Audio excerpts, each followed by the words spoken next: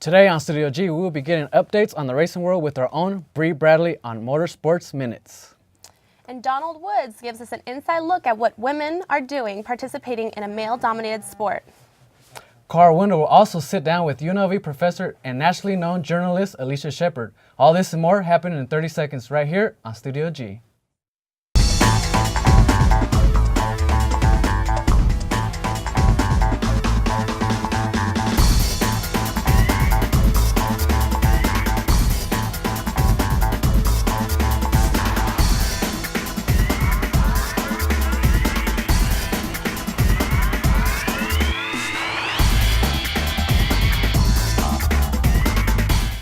Good afternoon and welcome to Studio G. I'm Eddie Vargas. And I'm Trinity Chavez. We start off the show today with an arrest yesterday. Quincy Taylor was arrested in connection with the fatal stabbing of a man earlier that day. Police have stated that Taylor was stabbed and inside the apartment near Spring Mountain. The victim was found dead in the apartment from apparent stab wounds. Taylor was booked and charged with 1 count of murder with a deadly weapon and 1 count of burglary. Late Monday night, a mortar explosion during a training exercise killed 8 Marines in Hawthorne Army Depot in Nevada. An 8th floor arrangement was laid on Tuesday for the passing of the latest servicemen to die from the explosion. The cause of this accident is still under investigation, although it is thought that the deaths were caused by a 60mm mortar. 2nd Unit Marine Division General Jim Lukeman spoke out to the families about the incident. The families of our Marines and sailors, that our hearts go out to you. We appreciate your sacrifice, and we'll do all we can to continue to support you. Now moving on to a story a little closer to home. Reporter Donald Woods introduces us to a group of showgirls that are different from the well-known Las Vegas staple. And there's always this stigma like, oh, women are playing football, football's a men's sport. It's unfortunate because if they came out, I think they'd see that, you know, it's just like any other sport. Whether you know it or not, women play football in a league of their own. The Women's Football Alliance has 60 teams nationwide, and Las Vegas has a team of their own.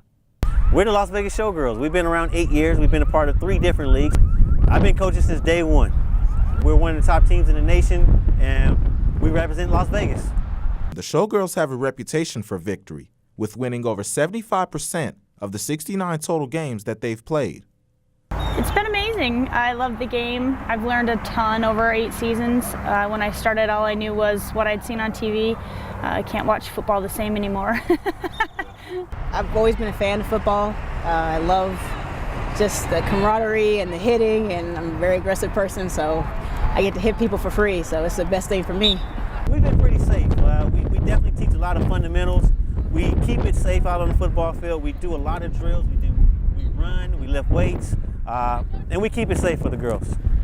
Though football is typically a male sport, the Showgirls aren't finding it difficult in building a male fan base. I think the perception is starting to get better. We've been informing a lot of people, beating the streets. My job, they love it. I got a whole team ready, to go out, and guys love girls that play football. It's the best thing in the freaking world. I think it's a turn on, to have a woman that knows football and can explain football is exciting, and if she's beautiful, that's even better. Coach Dion Lee and members of the team hope that women's football can engage more sports fans, as well as interest more women in playing football. They're loving it. We are the heroes and sheroes of the world. Women are doing everything, and this is the last sport that women have to conquer, which is football. It's a gladiator sport, but we get it done. For Studio G, I'm Donald Woods. For more information on the Las Vegas Showgirls and their season schedule, visit lvshowgirls.com. What do cars and dogs have in common? Well, they definitely can attract many people. Gowden Ford is known for selling many cars, but that is not all they do. Every month they put a car show together to help raise money for various charities. This time it was these golden furry friends who benefited from all the fun. We are always looking to do fundraisers with the community and finding ways that we can give back. We keep nothing here at the dealership. The idea is just to get people to come in, get them on our grounds, see the property, and also to see the dogs. So any money that we do receive today goes straight back to the Golden Retrievers. Golden Retriever Rescue of Southern Nevada is a nonprofit organization dedicated to help abandoned, displaced, or unwanted golden retrievers in Las Vegas. Their goal is to share with others the joy these lovable dogs can bring. Everybody's a volunteer in the group. Nobody gets paid, and they just do it for the love of the breed. We also work off of donations, and thank goodness for Gowden Ford stepping forward and helping us out today. Gowden Ford provided food, raffles, and entertainment for families to come down and get to know the golden retrievers a little better during the car show. Most of the dogs that enter the rescue are adults. These dogs are housed in foster homes until families adopt and provide them with the love and the care they deserve. Once you've had a golden retriever, you'll never adopt another breed. They're needy, they're lovable. You are never alone when you have a golden retriever with you. Cars attack many people, but this time these golden retrievers definitely stole the show. For Studio G, I'm Maria Landero. For more information on how to help rescue these amazing animals, visit www.grrsn.org. We now send it over to Brenda Gomez for what's happening in our entertainment news. Brenda?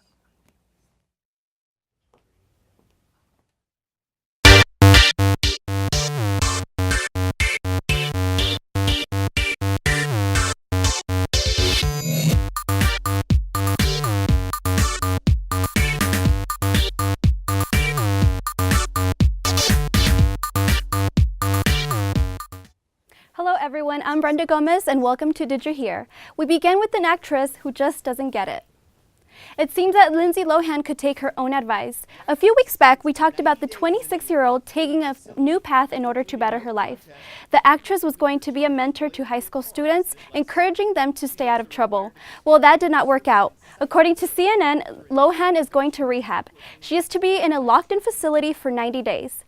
After she pleaded no contest to 2 misdemeanor charges in result of a car accident that occurred last summer.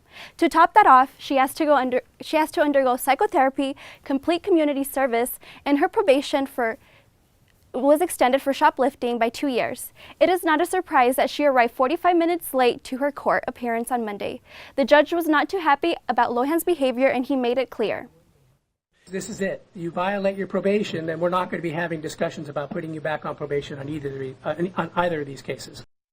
Parents must be relieved that their children no longer have to be mentored by someone who is in and out of trouble.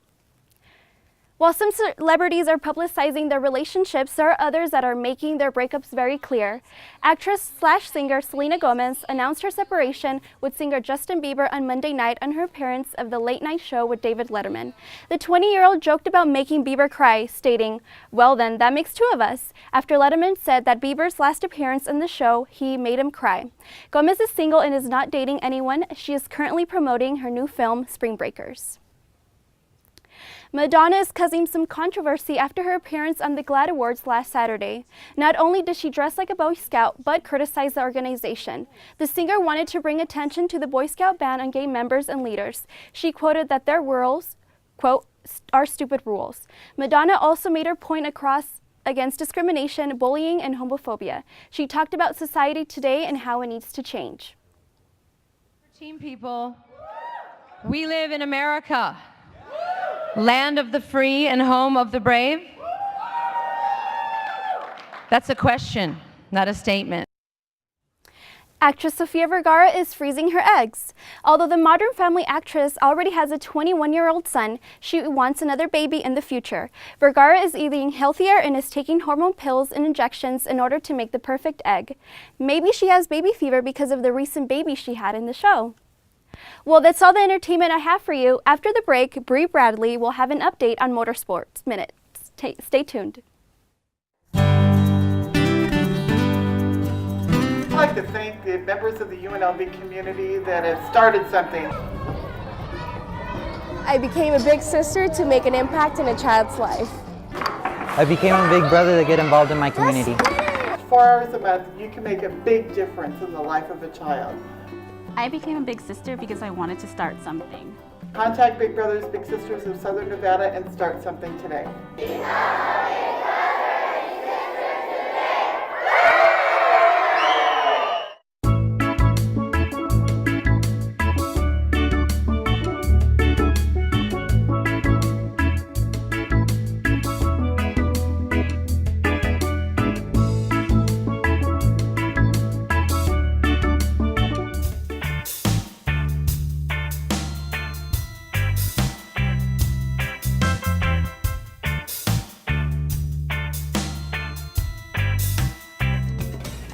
Hello, I'm Police Officer Paul Velez with the UNLV Police Department.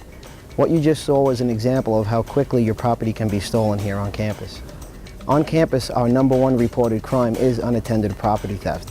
Here's some helpful tips. Always keep your property secure and on your person, and if you need to leave your property behind, ask somebody to help you and to watch your stuff while you're gone. And also, be aware of your surroundings and who's around you. And please help us keep the campus as safe as possible. Thank you.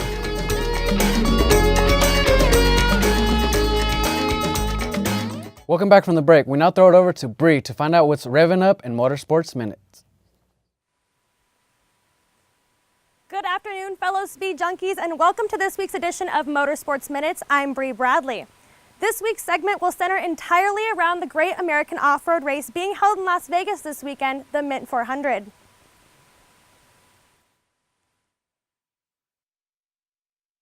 The history of the Mint 400 is steeped in celebrity promotion, drama, and excitement as the city of Las Vegas itself.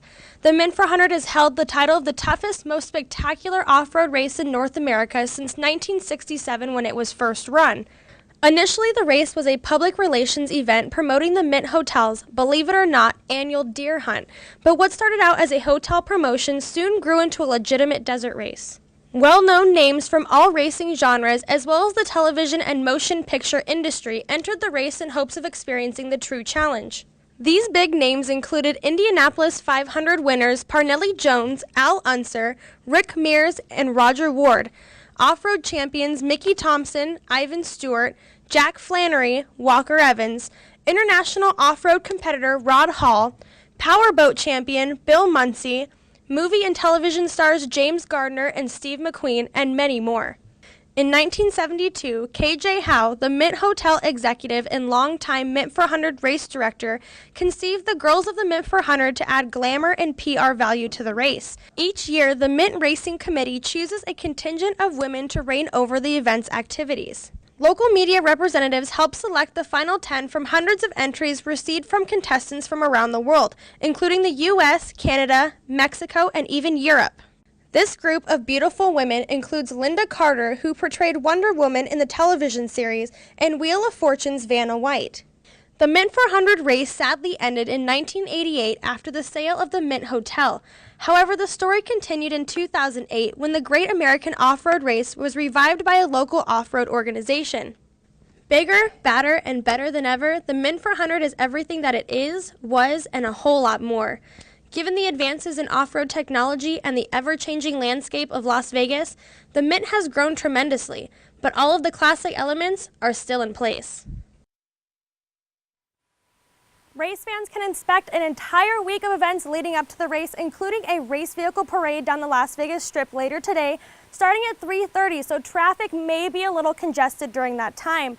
A driver meet and greet, the KMC Wheels Pit Crew Challenge, and the Miss Mint 400 crowning tomorrow at Fremont Street Experience from 4 p.m. until 10 p.m.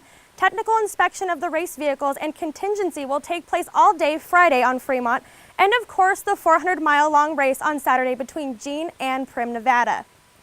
Well, that brings us to the checkers of this week's edition of Motorsports Minutes. Thanks for tuning in. Now let's send it to Steven for some Rebel Sports. Steven? Well, thanks, Bree, and welcome to this pre-madness edition of Studio G Sports. Last night, the NCAA tournament officially begun with the first two games of the first four round. The first game featured North Carolina A&T and Liberty, two number 16 seeds. The winner gets the utmost challenging task against Louisville. Liberty made the tournament as a 20-loss team, and North Carolina A&T was looking for its first NCAA tourney win. The Aggies had to survive a last-second attempt by Liberty, though, and Jeremy Underwood, he tripled his average in the game as the Aggies get the close 73-72 win over the Flames. Other games saw St. Mary's defeating Middle Tennessee 67-54 in that battle of 11 seeds. There's two more games tonight as LIU Brooklyn battles James Madison and LaSalle takes on fellow Mountain West Conference foe Boise State. Then the main course begins on Thursday.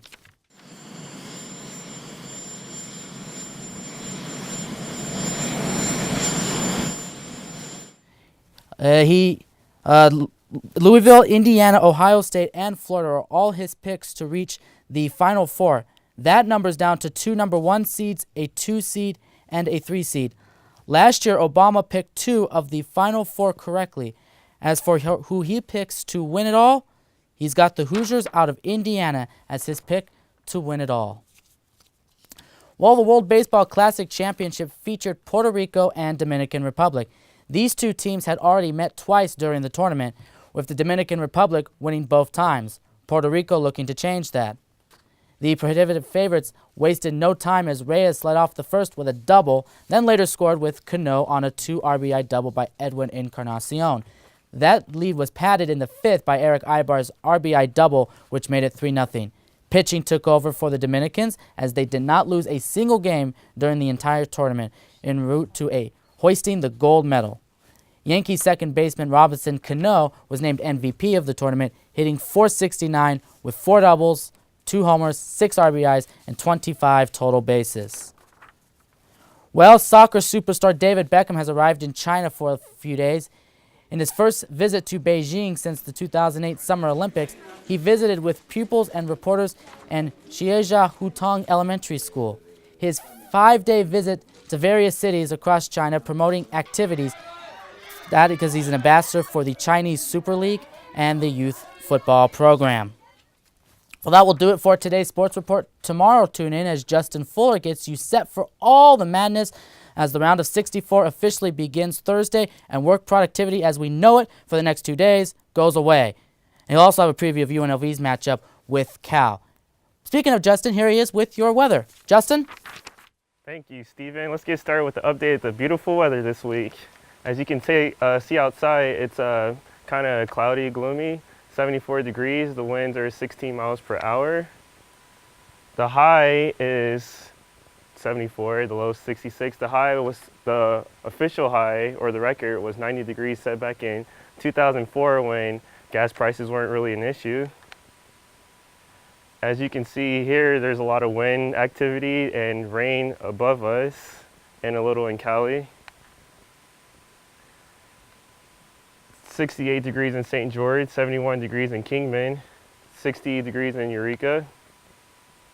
Around the nation, you see there's wind activities in the East Coast and in the bottom East Coast, as well as the West Coast, but in the middle, pretty dry. 62 degrees in Los Angeles, 77 in Phoenix, 82 degrees in Miami, and 45 in New York. So we look at our 7-day forecast. It's pretty much going to be in the 70s, except for the weekend is going to be low 60s. Pretty sunny throughout the whole week.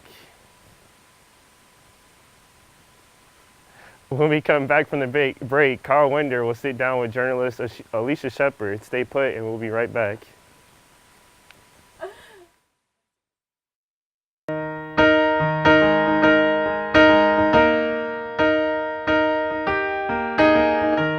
Where is the moment we need it the most? You kick up the leaves and the magic is lost. Tell me your blue skies fade to gray. Tell me your passion's gone away, and I don't need no carrying on. You stand in the line just to hit a new low. You're faking a smile with the coffee to go. And tell me your life's been way offline.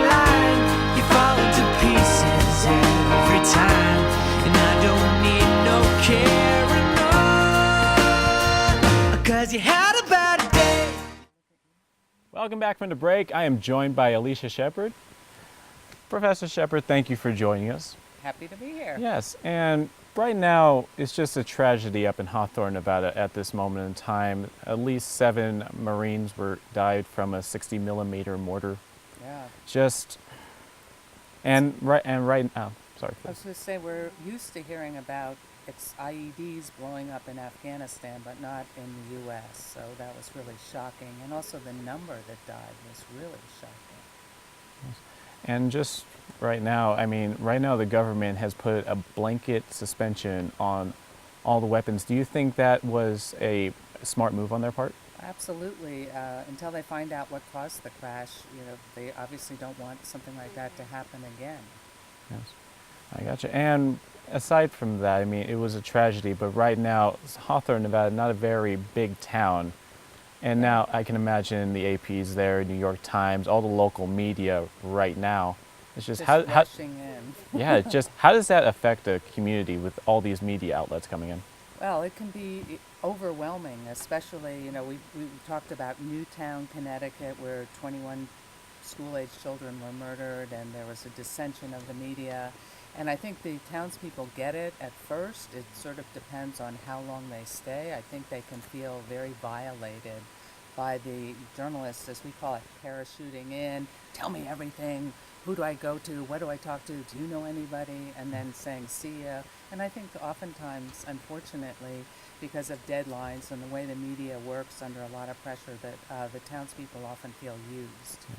Now, used. Yeah, and just based on your experience, just in media in general, how long do you think is too long to stay in one place to cover a story? That really depends on the monumentalness of the story. I know that I wrote a chapter in a book about the coverage of Columbine TV coverage, and I think that the cameras, the big media, I remember they were there, the Today Show, Katie Couric, and the thing that's really disturbing about that is then Katie Couric became the story, having a famous journalist there. But I know that people felt that they stayed too long, and it was about almost 2 weeks before people really thinned out and left.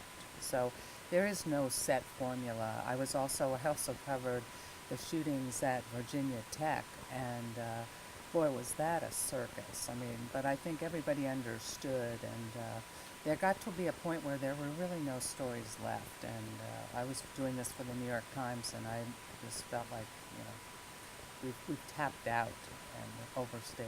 Yeah, as I heard back in Newtown, there was an internet cafe over there, and they allowed the media in, but after about 10 days, you just got tired of them because they were acting rude and such. Yeah, well, I apologize on behalf of my brethren journalists who are under a lot of pressure, and there are deadlines. You all know that as well, and sometimes you can be abrasive, and you shouldn't.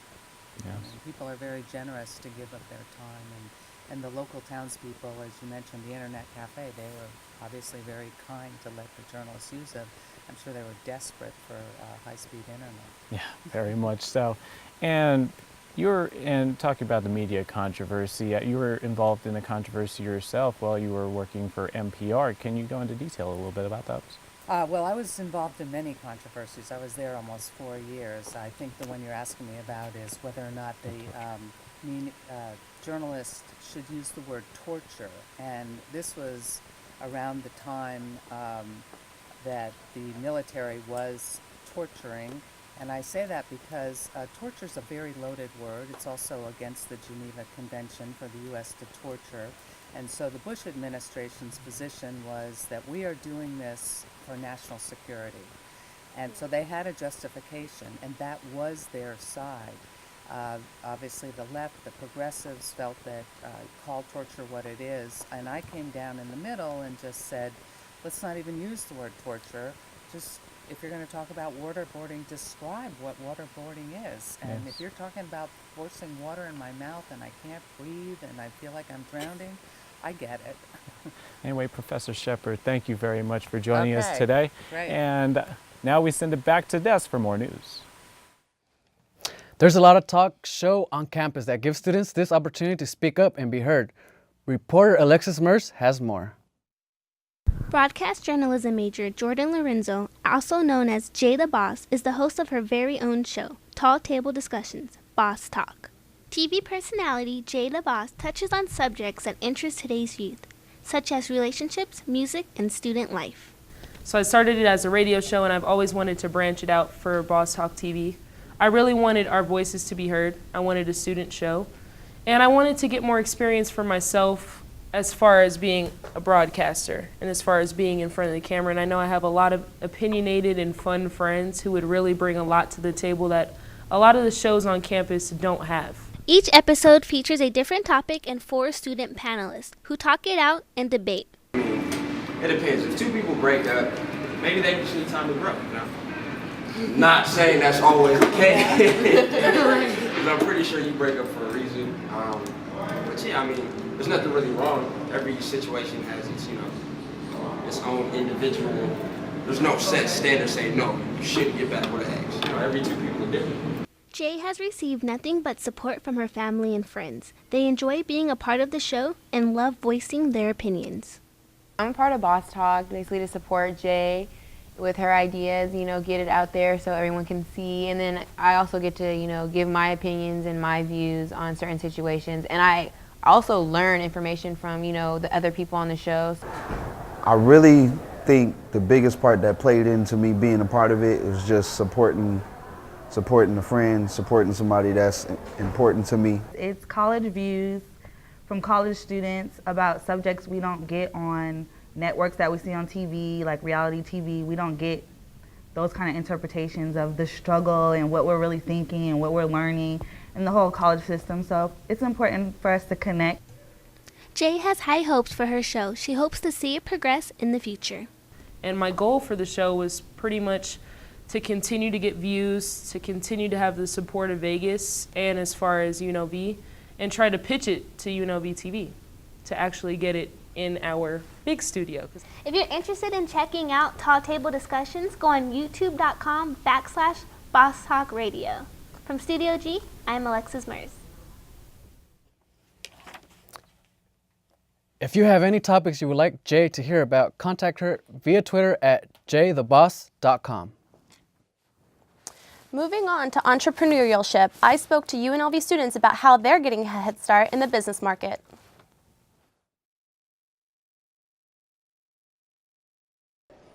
Balancing work and school can be hard enough, but UNLV student and entrepreneur Curtis Lee says that through hard work and determination, he is trying to accomplish his dreams of owning his own clothing company. Like I said, we just try to stay busy. I look at it as working for myself, so we try not to waste no time. Basically, I just try to eliminate free time. Like, I try not to go to the gym as much and hang out with friends. But I mean, it's hard. It's hard to juggle, you know, starting your own business and being a full-time student. The brand's logo is the number 23 that morphs into the face of a bull. It is an image designed by none other than Curtis himself. He says that the inspiration came to him on his 23rd birthday, and it just so happened that 23 was also the number of his favorite player, Michael Jordan, who at the time played for his favorite NBA team, the Chicago Bulls. So we have a lot of t-shirts and snapbacks, and we have winter wear, crew necks, all kind of things. Though Curtis is still in the early stages of building his brand, he tries to utilize every opportunity to market his designs.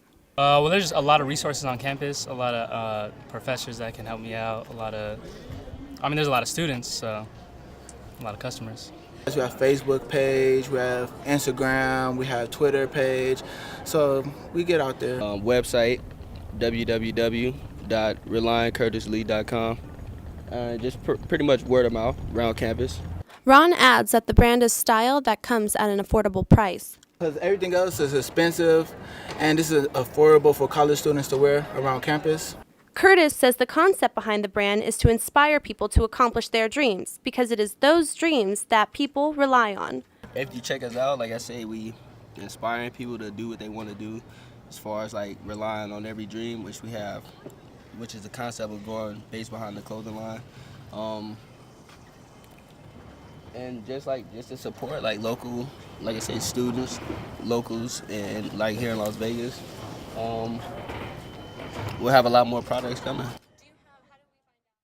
You can check out more about Rely On Clothing at www.relyoncurtislee.com. So what do you think about starting your own business being only a college student? I think it's a great idea. I mean, you never know. You could end up like Russell Simmons. Yeah, no, you definitely have a lot of opportunities here on campus. Well, that's all we have for you today. I'm Trinity Chavez. And I'm Eddie Vargas. Be sure to send us any story ideas to our Facebook or Twitter page. Thanks for watching, and keep it classy, Las Vegas. Have a great day.